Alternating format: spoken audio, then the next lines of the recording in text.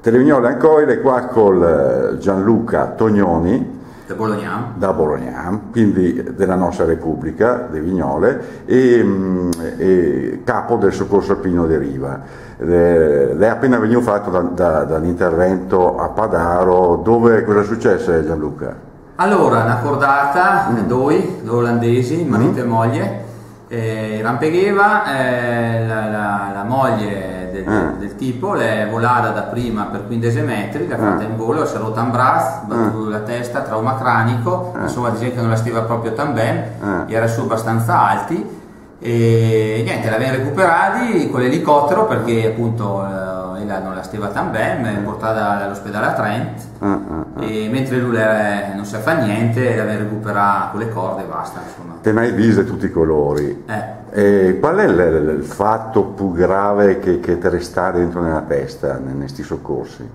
Allora, difficile tirarne fuori uno più di un altro, è sicuramente più di uno, anche perché ogni soccorso è un po' una roba a sé, nel senso che più o meno si somiglia, però insomma ognuno ha la sua e come te dici se ne vede tutti i colori proprio. Esatto. Sicuramente interventi difficili sulle pareti della Val del Sarca ne abbiamo fatto tanti, la vertigine, su per la boomerang, che stava male, che rischiava di morire, insomma ne sta tanti.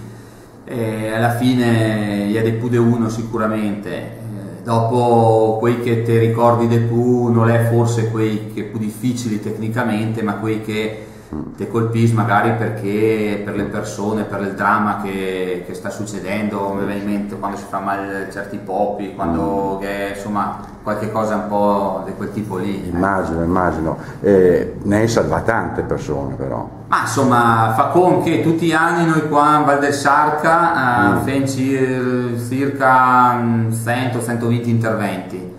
1022 anni che sono capostazione, quindi basta fare la moltiplicazione. Ecco. Ma cos'è che non funziona tanto su queste vie di roccia? Cioè l'imprudenza, sopravvalutare i propri mezzi? È un po' di tutto, Allora, prima roba, la Val del Sarca è uno dei posti più frequentati in Europa, quindi i numeri, i grossi numeri, che tanta gente.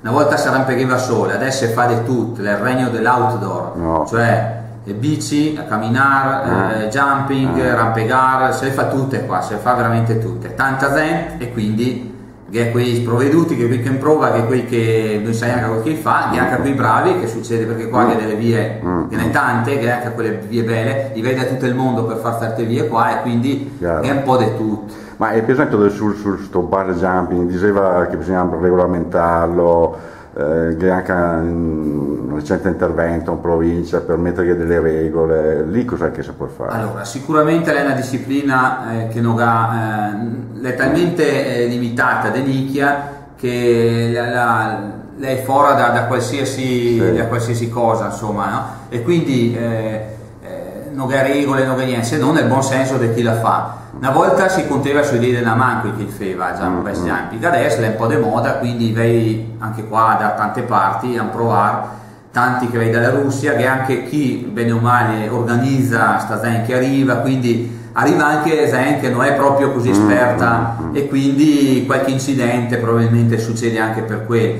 In questo senso qua, se che fosse un attimo di regole o comunque che fosse un po' un'attenzione maggiore in una scuola, che insegna a questi anche un po' come fare, o comunque che li fa lanciare quando gli ha un minimo di esperienza, forse qualcosa miglioreria, però questo è difficile da dire. Che dice la sposa quando sono al telefono? Meglio che non dica. È toccando buttato.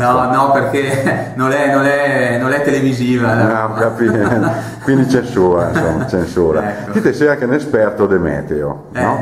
Bisogna anche lavorare, ma esatto. Ascolta, allora, disentela, ma sto chi? Lei perché cambia il mondo? Che cavolo è successo? Che ti sei arfia? Ma sicuramente il mondo sembra che qualcosa sia cambiato. ma insomma più che altro piove fiocca de men l'inverno, è poco caldo e dopo questi periodi molto intensi di caldo. Sì. Ma questo perché? Ma allora c'è meno regolarità nelle stagioni sicuramente. Una volta l'anticiclone delle Azzorre arrivava al suo momento, difficilmente non era o l'anticipava. Adesso quando vuole cammina altrettanto quando vuole, questo sconvolge su tutto, insomma. Arriva su spesso e volentieri aria calda dall'Africa come quella che arriverà sta settimana e quindi la ne alza sulle temperature di 4-5 gradi. Non che viene un po' fuori? Ma chi adesso è difficile, noi che siamo dentro adesso in sta roba e è difficile capire, bisogna essere un po' staccati per capire queste robe. Probabilmente fra qualche anno riusciremo a capire un po' meglio cosa è successo. Quindi anche per qualche anno ancora ti dice che sarà... Ma la tendenza comunque è robe misurate anche qua in Trentino, le che aumenta le temperature, fiocca de meme, insomma le robe che lei qualche anno che se le sente dire in televisione, però le aveva anche misurate anche qua effettivamente, e quindi questo è il dato del fatto. Dopo sulle conseguenze di questo qua le ipotesi, si lavora sulle ipotesi, tutti dicono la sua e Dio sa chi avrà ragione. Ascolta, l'ultima roba è che avrei sicuramente dei giovani nel soccorso alpino che avevi a voi fra virgolette vecchi, che qualità deve avere uno per anno nel soccorso alpino? Allora sì, qualche giovane che qualità, tanta voglia, tanta buona volontà, tant'è, e dopo anche magari essere buoni di fare qualcosa in montagna. Sai arrampegare, saper arrampegare, avere voglia di far fatica, camminare a tutte le ore sotto l'acqua, il freddo, il caldo, di notte, quando ti voglio sempre fare qualcosa, succede sempre qualcosa. Ma ti prima di diventare soccorritore, te eri alpinista? Ma sì, il soccorritore alpino prima dell'alpinista, è l'unica passione della montagna. A parte te sei anche istruttore nazionale di sci, no? Sì, sono istruttore di sci, di alpinismo, dopo di arrampicata e così. La passione della montagna è la prima roba, questa è la roba più importante, e dopo, come dicevo, tanta voglia di fare del bene agli altri, si fa quel che si può. Noi siamo buoni in area montagna, quindi diamo il nostro tempo per qui che va in montagna. Dite subito che non si diventa miliardari a fare soccorritore alpino. No, magari si c'è anche qualche brutta parola e si perde tanto tempo e si fa incazzare la sposa, ma esatto. Però ormai è una malattia che una volta che se la ciappano si guarisce più. Gianluca, grazie della disponibilità e alla prossima. Ciao, grazie e saluti ai paesani.